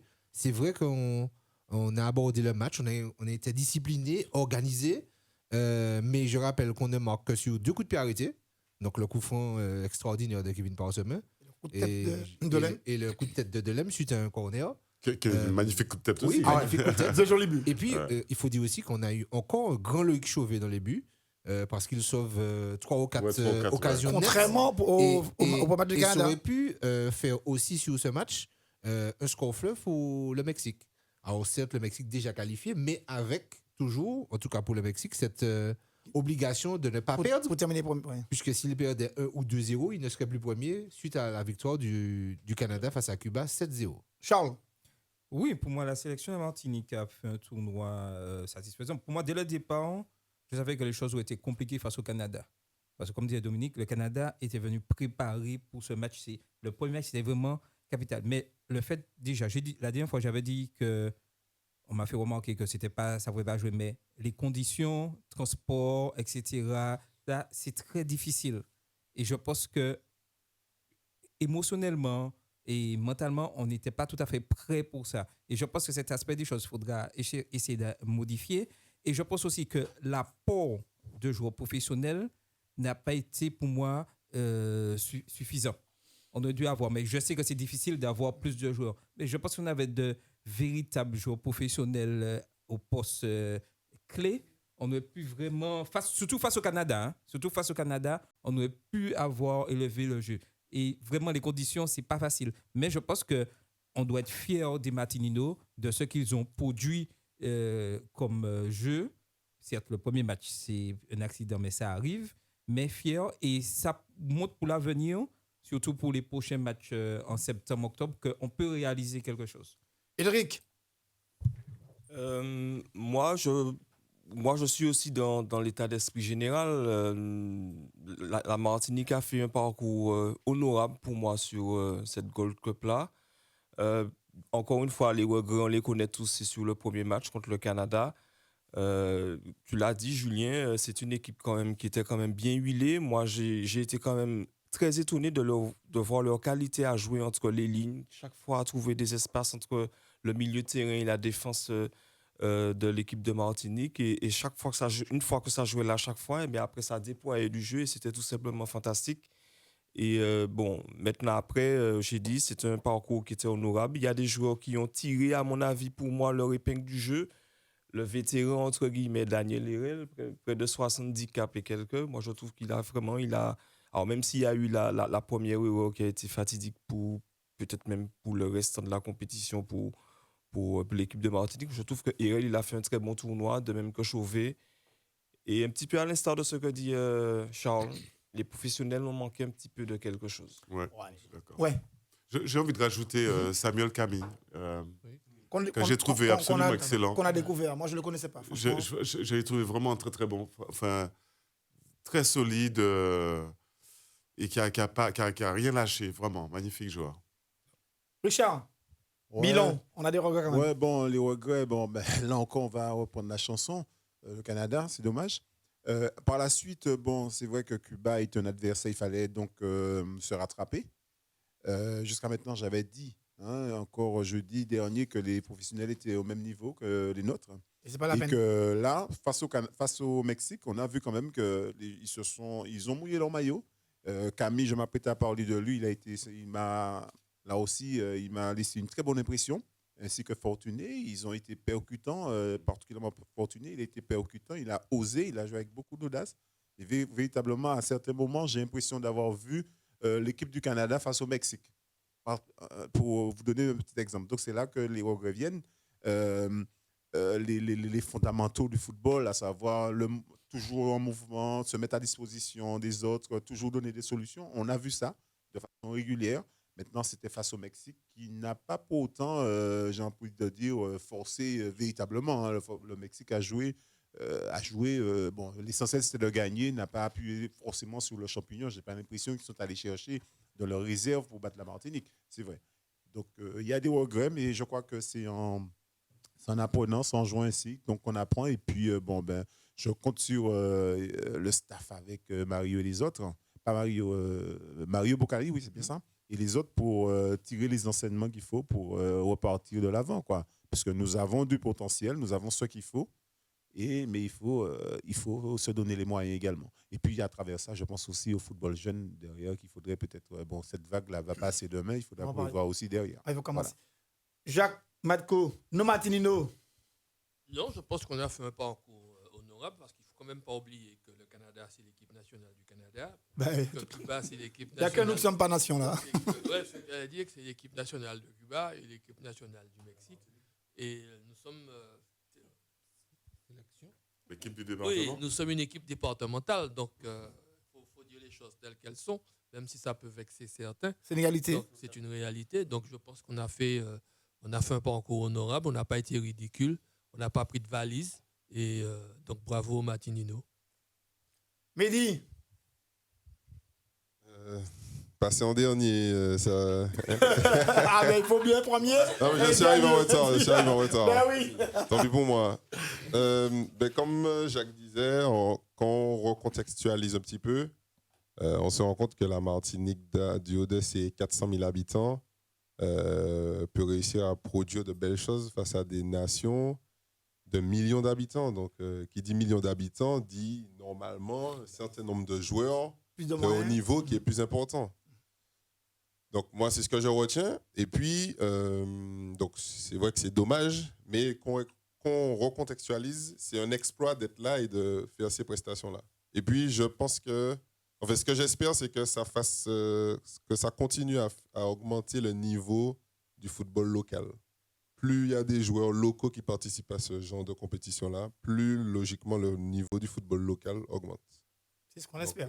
C'est ce que j'espère pour le... Avec la Léon A, là, voilà, il y aura un regroupement chaque mois. Normalement, ça participe à l'évolution du football martiniquais. On va au téléphone, Mehdi. Allô, bonsoir. Bonsoir. Ouais, c'est Laurent. Oui, Laurent. Bon, je dis que on a une équipe championne en Martinique. Tu vois? Oui. Parce que moi, je dis, s'il fallait vraiment... je leur donne leur valeur. Hein. Ils ont fait ce qu'il fallait. J'ai suivi le match à la télé et tout. Ils ont fait ce qu'il fallait. Par contre, ce serait mieux et ce serait bien qu'ils s'en montrent un petit peu plus souvent. Parce que je pense que c'est au moment de la CONCACAF, au moment de cette compétition, qu'ils arrivent à se découvrir. ils ne se voient pas assez souvent. Ah oui. Donc, ils ne se connaissent pas. Oui. Vous voyez? Donc, ce serait mieux d'organiser des rencontres où les professionnels et les amateurs puissent se rencontrer, et puis comme ça, ils se découvrent, ils se connaissent. Ouais. Et puis après, au moins des grandes compétitions internationales, puisque nous, on veut se mettre en nation, mais on n'est pas une nation. Oui, mais bon. Bon. On considère qu'on est une nation. Soit. Oui. Bon. Oui, des Martiniquais. C'est bien qu'on se rencontre un petit peu plus souvent, que les équipes se rencontrent un petit peu plus souvent, pour qu'ils puissent se découvrir ou se connaître. Et puis après, je pense qu'après ça, nous gagnons un bagage qui est phénoménal. D'accord, merci. Et là, il y a tant de parler de nous. D'accord, merci beaucoup, Voilà. Laurent. Merci de l'appel. Merci de l'appel. Messieurs, j'ai envie de rebondir. Tout le monde le dit, ça fait des années que les joueurs se rencontrent le plus souvent. Mais comment faire? Parce que les joueurs pros ne sont pas libérés par leur club. Guillaume, comment on peut faire pour résoudre ça? Déjà, il y a un début de réponse avec le championnat Léon qui aura lieu sur le calendrier FIFA. Et donc, les joueurs pourront être normalement libérés, on va dire, pour la Martinique, plus facilement. Pour les pays ou pour la Martinique? Pour la Martinique aussi. Hein. Oui, puisque en général, dans un club... Ce sont des dates FIFA. Oui, dans un club, tu en as peut-être 2-3 internationaux de pays différents. Donc, pourquoi laisser partir 2 autres et puis pas celui-là, même si c'est pour la Martinique? Donc, bon, les dates vont peut-être faciliter justement cette affaire-là. Mais c'est vrai que ce n'est jamais... évident de monter déjà une sélection, même quand on a les joueurs sur place et qui ne sont pas... On a toujours tendance à prendre des joueurs à peu près du même club parce que pour avoir plus de fluidité au niveau du jeu, donc ce n'est pas évident du tout. Et quand il y a aussi des niveaux qui sont différents physiologiquement, parce que bon, les pros, ils s'entraînent tous les jours, non seulement tous les jours, mais tous les jours depuis une dizaine d'années. Deux fois par jour, des fois. Et c'est pas évident de trouver, même pour eux, déjà de trouver un équilibre pour s'adapter, pour se mettre au niveau des locaux et en même temps tirer le groupe vers le haut. Donc c'est pas une mince affaire, ce n'est pas simple non plus. Et c'est vrai que les matchs amicaux permettent les matchs amicaux et puis le championnat Léon, puisque là on est vraiment dans de l'officiel, et bien ça va forcément permettre une meilleure cohésion de l'équipe et permettre justement aux Martininos pros et locaux de se retrouver plus souvent. Il y en a un aspect budgétaire quand même qu'il ne faut pas écarter. Enfin, ça doit te coûter excessivement cher que de faire des rencontres avec d'autres nations de la Caraïbe. Je pense que c'est un coût et pas sûr qu'il y ait les moyens. Est-ce qu'on a les moyens aujourd'hui de prendre l'équipe, de partir y aller jouer en Jamaïque par exemple? Est-ce qu'on peut le faire nous? En Martinique. Alors, c'est vrai que nos prochains adversaires, en tout cas au niveau de la Léon, Honduras et il faut y aller. Trinidad. Il faut y aller. Il faudrait y aller, certes, sur des dates FIFA, mais selon moi, le problème reste le même. Nous ne sommes pas nation. Aujourd'hui, un joueur pro, quelle que soit son origine, dans son contrat de travail, avec son club, il est libéré quand il est libéré pour son équipe nationale. Aujourd'hui, le joueur d'origine martiniquais ou martiniquais ne peut pas exiger que son club puisse le libérer. Puisque même à une date FIFA. Même à une date FIFA. En plus, il faut qu'il ait envie aussi, ce joueur, de venir. Donc, c'est aussi cette double problématique que Mario Bocali et son staff, cette problématique que Mario a eue, notamment sur la Gold Cup, avec des joueurs peut-être qu'on aurait pu avoir de niveau meilleur, des joueurs Ligue 1, par exemple, mais c'est toujours les difficultés, sans compter toutes les difficultés d'assurance. Parce que ça fait aussi partie c'est pas des exigences des clubs. C'est aussi pour ça que la performance que réalise la Martinique sur la Gold Cup, elle reste intéressante parce que c'est aussi cette vitrine-là qui permet au club là-bas de prendre conscience, de voir qu'il y a quelque chose qui se fait. C'est-à-dire que si tu te prends une valise contre le Mexique et que demain, tu vas toquer à la porte, je ne sais pas, de l'OGC Christophe Aurel. À te dire, bon, ouais, non, mais c'est pas la peine. Si c'est pour vous n'avez pas le niveau pour aller dans ces compétitions-là, et c'est vrai qu'une performance comme celle-là, comme celle d'hier, eh bien, ça crédibilise la sélection et ça facilite aussi la démarche des dirigeants. Charles. Et je voudrais dire, il faut aussi donner un coup de chapeau à M. Frédéric Piquion qui fait un travail, je dirais, très important auprès de la fédération, auprès des clubs pour pouvoir... Il faut ça. Oui, il faut ce travail. Et je pense que c'est en faisant du lobbying. Et on va arriver au fur et à mesure et avec de bons résultats satisfaisants qu'on pourra vraiment attirer, faire revenir. Mais le problème sera toujours là. Nous ne sommes pas nation. Il faut accepter ça. Et je pense que c'est ça qu'il faut accepter, que nous ne sommes pas nation, nous sommes département français et nous avons cette chance de pouvoir là. Donc oui, alors après le problème politique de nation ou pas nation, ça c'est autre chose. Mais ce qu'on ne doit pas accepter et que les instances du football local n'acceptent pas, et pas seulement local, Guadeloupéen, Guyanais, pareil, Saint-Martin sont dans le même combat, c'est que la Fédération française de football ne reconnaisse pas cette implication internationale. Parce que cette implication internationale permet de bénéficier de fonds FIFA, mais vraiment on les a eu. Hein. Et qui on les a eu, les euros. Mais c'est pas le lobbying, au fur et à mesure. C'est au fur et à mesure. On a une subvention de la Fédération française de football, mais comme chaque année, mais qui n'a rien à voir avec une dotation FIFA que reçoivent des nations comme Sainte-Lucie. Genre 200 000, 300 000 euros, on n'a pas ça. Eric, d'autant plus que lui, Gianni Infantino, président de la FIFA, il n'est pas contre. Il est justement. Donc il a dit, c'est la France maintenant. Mais il est prêt à justement faire en sorte que la Martinique et les autres qui demandent fassent. Il faut convaincre. Jacques, Jacques qui aime bien parler des chiffres. Jacques. Ce que je voulais dire concernant les subventions FIFA ou les subventions autre part, il n'y a pas que le football. C'est les règles internationales. Parce que moi, je fais de la voile et le problème est le même. Quand on veut partir ou aller à Trinidad ou on va comme Martiniquais, ou alors c'est éventuellement on nous invite, mais on a le même problème. Il n'y a pas que le foot qui a ce problème. Mais le volleyball, je les qualifie. Le volleyball martiniquais, je les qualifie. Oui, c'est parce qu'après, c'est les fédérations qui acceptent ou pas. Mais il y a des fédérations qui vous disent non, vous n'êtes pas nation, vous êtes département, on vous donne la dérogation. Si votre fédération nationale vous donne la dérogation, vous y allez. C'est comme les jeux du Pacifique où ce sont des dérogations. Oui, ce sont des dérogations. Il ne faut pas vous faire d'illusions. Il n'y a pas que le football. C'est vrai qu'il y a le problème des joueurs, mais il y a aussi des joueurs qui ne veulent pas venir. Je discute avec des joueurs pro, ils ne veulent pas venir non plus. Mais comment faire pour lui? Est-ce qu'on peut les obliger? Est-ce qu'on peut... Non. Il y a des joueurs qui ne veulent pas venir. On ne peut pas. Là, c'est venir représenter son pays, un département. On peut comprendre que certains joueurs vont prioriser leur carrière professionnelle. On peut le comprendre. Ou l'équipe de France. Après, il y a ça aussi. Oui, on peut comprendre, mais après, il faudrait vérifier si un joueur, si ça empêche un joueur qui est susceptible d'être sélectionné en équipe de France. Est-ce que le fait de jouer une Gold Cup? Il peut pas. Oui. C'est sûr?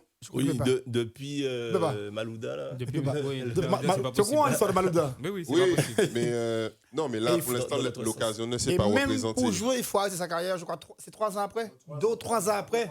Après 3 ans. Bon. Donc ça résout effectivement le problème. Mais bon, on peut pas en vouloir aux joueurs. Mais par contre, il faut essayer de faire tout ce qu'on peut pour faire venir les joueurs qui sont déjà d'accord. Notamment celui qui est à Cologne. Il lui avait donné son accord, Modeste, apparemment. Anthony Modeste. Mais son club a dit non parce que la période ne lui convenait pas. Mais qui sera peut-être libéré Anthony Modeste. pour la Lyon. Donc c'est un joueur de ce calibre, c'est un apport extrêmement intéressant pour. Je vais ajouter quelque chose peut-être qui va faire mal, mais aussi en parallèle, il faut que nos joueurs ici en Martinique, nos jeunes, aient un entraînement sérieux. Ah oui, ça c'est notre débat. Pour pouvoir réussir. C'est notre débat. Parce qu'on ne réussit pas comme ça. Ça c'est clair. Et ça pour moi c'est très important. Oui, Richard, avant Marc. Je voulais juste ajouter, attention, dans ce genre de projet-là, il faut effectivement qu'il y ait des joueurs qui sont intéressés véritablement qui ne viennent pas pour se la jouer. On l'a vu déjà par le passé. J'ai vu la Guadeloupe face à la Martinique en Guadeloupe. Avec 10 11 professionnels, mais pas des moindres. On n'a pas été.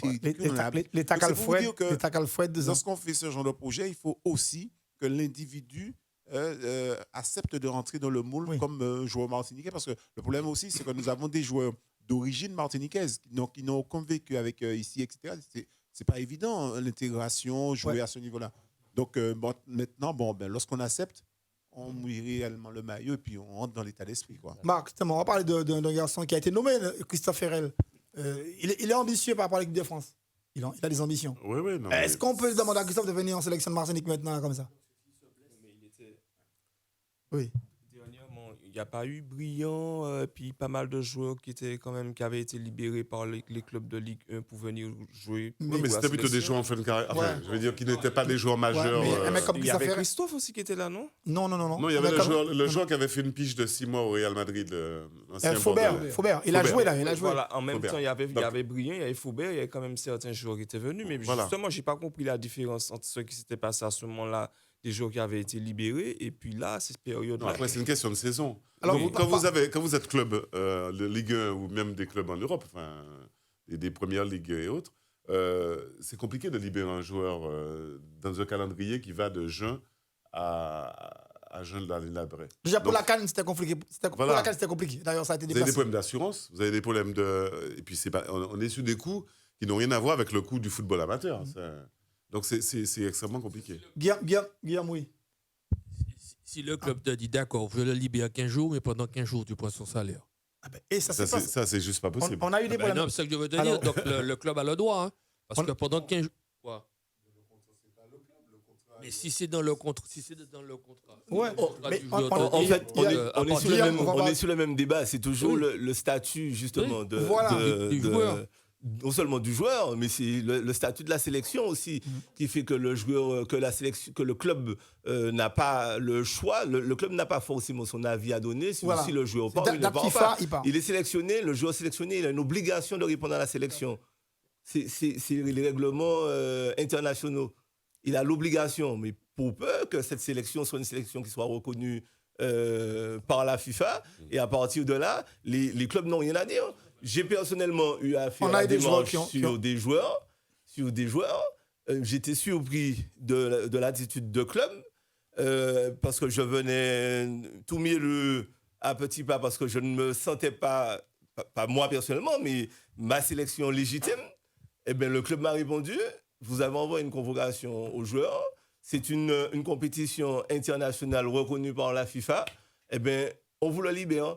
Maintenant, on a une compétition, ils avaient un match de je ne sais trop quoi, ça concernait les 20 ans. On peut s'arranger pour qu'ils puissent rater peut-être celui-là, mais être là. Mais j'étais passé en position de force. Mais je ne suis pas passé en position de force de mon propre gré. Ils m'ont mis en position de force parce que pour eux, ils ont compris que la Martinique allait participer à une compétition internationale, une compétition majeure et reconnue par la FIFA. Et donc, vous avez besoin de tels joueurs. OK, on vous le donne. Sauf Il y a pas de que problème. Guillaume, est-ce qu'aujourd'hui, Mario Bocali peut aller parler comme ça au PSG ou à Marseille? Non, on n'est pas dans le même Est-ce cas de qu'il peut? figure. On n'est pas dans le Mais même cas de vous figure. savez, il y a en 93, on a perdu 11-0 contre le Mexique. Ouais. Donc, on a perdu 3-1, 10-0. 10-0, 10. Non, mais t'es pitié, allez. 10. N'ajoute pas. C'est déjà C'est déjà assez lourd. On a perdu 3-1. C'était en 2017, en 2015, on perd 3-1, bon, Là, on perd 3-2. On progresse. Hier, bon, on progresse, mais le monde ne se fait pas en un jour. Richard. Non, mais j'ai envie d'ajouter également que j'ai l'impression, c'est l'impression que j'ai lorsque je vois les joueurs qui sont libérés, tant pour la Guadeloupe ou ailleurs, que les pays étrangers, je ne parle pas de la France, libèrent plus facilement les joueurs qui jouent chez eux. C'est un constat, il y a des joueurs des fois qui jouent en Arabie Saoudite qui viennent, il y a des joueurs qui jouent en Chine. En J'ai Espagne, l'impression aussi, que ces joueurs-là en Espagne, c'est compliqué en France. j'ai l'impression En que France, c'est c'est plus plus compliqué. facile pour eux de se libérer. Mais c'est presque c'est logique, hein? Parce que en fait la vision que le club français ou que la France en général a d'un département éloigné enfin de nous, bon, on la connaît déjà. Et c'est vrai que c'est pour ça que j'insiste sur la performance qui a été réalisée. La performance sur le plan du résultat, mais aussi sur le plan des attitudes, du sérieux de l'organisation, de ce qu'a montré cette sélection en termes d'image, parce que là aussi ça compte. On peut faire un résultat une fois comme ça, mais on a quand même, comme on peut perdre un match une fois comme ça, on a bien perdu 4-0, mais on a eu la capacité de rebondir, de garder la tête haute, de rester fier. Et ça, on a vraiment eu un comportement de pays, un comportement de nation. Et c'est ça qu'attendent justement ces instances-là pour se dire que bon, ces mecs-là, eh ben, on est obligé de les prendre au sérieux. J'aurais été ma question. Pourquoi c'est si compliqué chez les seniors? Pourquoi Mario Bocali n'a pas cette chance-là d'aller dire à un club, voilà, j'ai besoin de 3 joueurs, il faut les libérer? Alors Dominique, la réponse. Mais les enjeux aussi ne sont pas les mêmes. Aujourd'hui, quand Julien a son équipe de 20 ans qui va jouer à Bradenton, c'est peut-être plus évident de libérer un jeune qui est en cours de formation que Mario Bocali, de pouvoir aller démarcher Christophe Herrel ou autre qui est en plein boom et qui a aussi, le joueur, comme je l'ai dit, a aussi des aspirations peut-être pour l'équipe A ou A'. Et puis les enjeux aussi, dans les différents contrats, on ne connaît pas les tenants et aboutissants des différents contrats. Souvent, le joueur qui arrive dans la sélection ou dans son équipe nationale est pris en charge par son équipe nationale et non pas seulement sur la partie alimentaire, mais également la partie financière. Ah, voilà, là c'est un autre débat. Mehdi Moi, Jobert. je me pose une petite question. Alors, je ne fais pas le comparatif avec nation, région. Par contre, j'ai envie de faire un comparatif entre la Martinique, la Guadeloupe, la Guyane. En 2017, la Guyane a joué avec Sloan Priva, joueur de Ligue 1, avec Ludovic Ball, joueur de Ligue 1. Malouda, je ne sais plus où est-ce qu'il joue actuellement. La Guadeloupe, pour le match face à la Martinique, avait au moins 4 ou 5 joueurs de Ligue 2. Donc, c'est que ces joueurs-là sont libérés par les clubs professionnels. Je pense qu'il y a la volonté du joueur aussi de venir. Alors, oui, mais pourtant, la Martinique, c'est la meilleure nation des Antilles françaises. Sauf qu'il y a des joueurs, je sais qu'il y a des joueurs qui ne veulent pas venir. Je me pose la question, je suppose que le discours doit être intéressant, mais j'ai envie de comprendre pourquoi c'est. Alors, Mehdi, pourquoi nos joueurs ne viennent pas en sélection? C'est ça, Mehdi. Mais il y a aussi l'impact, rapidement, notamment international de Jocelyn Gloma. Oui, et Thuram, à un moment donné, qui influençait. Également aussi sur des. Parce que le fils Thuram a aussi été un moment. Mais comme il joue avec les 20, les U20. Nous, on a Copican. Charles, rapidement, on fait tourner rapidement. Non, rapidement aussi, il faut comprendre qu'il y a une volonté aussi en Martinique de ne pas mettre aussi trop de professionnels dans l'équipe. Oui. Par rapport à la Guadeloupe, il y a une volonté, il faut et justement, c'était pour mettre aussi en opposition que le travail qui est fait par notre sélection avec les joueurs locaux est exceptionnel. Ce sont des gars qui sont là depuis 10 ans, les Crétinois, Bol et RL. Et mine de rien, le contraste avec la Guadeloupe dans l'opposition qu'il y a eu en avril, là, c'était que tu as un noyau de 8 joueurs, 9 joueurs martiniquais qui évoluent ensemble depuis des années. Contre une sélection de 11 pros, qu'est-ce qu'ils gagnent? C'est ceux qui ont l'habitude de jouer ensemble. Surtout que la Guadeloupe avait perdu par un score fleuve, contre qui je ne m'appelle plus. Curaçao, 6-0. Avec quasiment des joueurs que des pros. Qui n'étaient pas les mêmes que ceux qui ont joué contre la Martinique. Tout à fait. Après, il n'y a pas de secret. Mais après, à féliciter aussi. Il y a aussi des relations qui sont établies entre des relations historiques aussi. On a parlé de joueurs emblématiques comme Angloma, mais au-delà de ça, il y a des relations historiques entre des clubs guadeloupéens, la Ligue, ils ont justement un tissu qui leur permet, même pour revenir sur les U20, les U20 de Guadeloupe, ils avaient au moins 6 joueurs, dont des joueurs qui étaient déjà en contrat professionnel. En U20. Par contre, eux, en U20. Rapidement. Okay. Est-ce que ça a peut-être été plus utile, ces joueurs-là? Puisqu'ils finissent, ils vont en 8e ou encore. Ouais, non, ils étaient qualifiés en 17 ans. Ils finissent 3e de notre poule. Ok. En tout cas, on a compris, avant de trouver Richard, le problème n'est pas encore réglé par rapport aux joueurs pro, qui doit venir et qui peut venir, parce qu'il y a ça aussi. C'est que les joueurs pro, ils en parlent entre eux. Il y en a qui veulent venir, il y en a qui demandent, il y en a qui appellent pour venir. Et bon, après, c'est compliqué. Richard.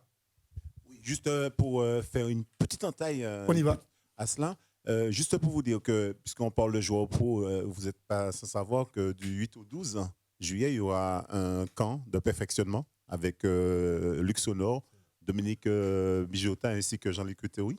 Donc ça s'appelle la Corsair Foot Academy et ça va se passer sur Bellefontaine et également sur Trinité. Donc il reste encore quelques places sur Bellefontaine. Trinité, c'est pratiquement pris.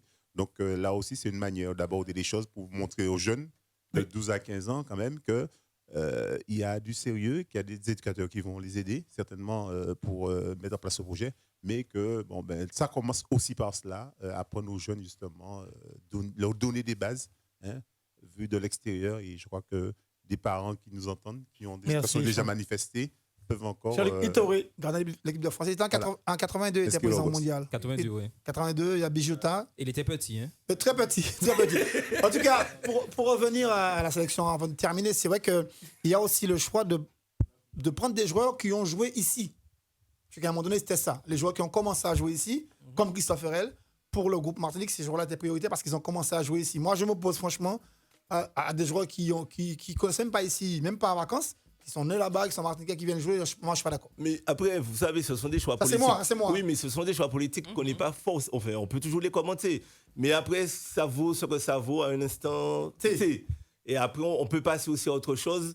Ça, ce sont les politiques qui décident. Maintenant, je vais revenir un peu sur le match. Mais 2 secondes, malheureusement. Sur le match, juste sur le match, sur certains joueurs, j'aurais bien aimé avoir votre avis sur la prestation d'Audric Linot, par exemple, quand il est rentré en jeu. Moi, je trouve très, très bonne entrée. Très intéressant, un apport très important. Très bonne entrée. Moi, énorme, je l'ai trouvé énorme. Ok, c'est parce qu'il a voulu qu'on dise. Il a voulu qu'on dise ce que lui pense. Merci à Marcel qui a réalisé l'émission. Merci à Guillaume Gilles, merci à Eric, merci à Charles, merci à Dominique, merci à Marc, merci à Mehdi, merci à Jacques, merci à Jeannot, puis merci à Martine, merci à Richard. Jacques, jeudi, on se retrouve, nous, on est là. Est-ce qu'on n'a pas dit bon au revoir à nos auditeurs? Donc rendez-vous pour Prono Foot jeudi prochain. Merci beaucoup. Un grand merci à Marcel et à la semaine prochaine.